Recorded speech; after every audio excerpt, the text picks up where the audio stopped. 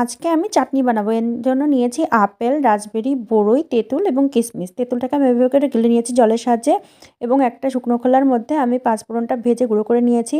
এবার কড়াইতে তেল দিয়ে এর ভিতরে শুকনো লঙ্কা, তেজপাতা এবং পাঁচফোড়ন এবং সরিষা ফোড়ন দিয়ে দিয়েছি। কিশমিশ দিয়ে ভেজে নিয়েছি। এখন সবগুলো ফল দিয়ে দিয়েছি। তার ভিতরে একটু নুন, হলুদ গুঁড়ো এবং শুকনো লঙ্কা গুঁড়ো দিয়ে এভাবে করে খুব ভালোভাবে এটাকে ভেজে নিয়েছি। তো কষিয়ে নেওয়ার পর এর ভিতরে আমি জল দিয়ে দিলাম। জল দেওয়ার পরে একটু ঢাকা দিয়ে দিলাম। ঢাকাটা খুলে তারপরে আবার নাড়াচাড়া করে আমি এর ভিতরে তেঁতুলের কাঠটা দিয়ে দিলাম। তেঁতুলের কাঠটাকে এভাবে নাড়াচাড়া করে এর ভিতরে আমি স্বাদ মতো চিনি, আমি এখানে 4 চামচ চিনি ইউজ করেছি, তোমরা তোমাদের স্বাদ মতো ইউজ করবে। তো এভাবে করে নাড়াচাড়া করে আমি এটাকে একটু সময় নিয়ে হতে দেব। তারপরে আবারও নাড়াচাড়া করে দেখে নেব। এখন আমি যে মশলাটা বানিয়েছিলাম সেটা উপর দিয়ে আবার নাড়াচাড়া করে নিলাম। এই তো হয়ে গিয়েছে আমার ফলের চাটনি।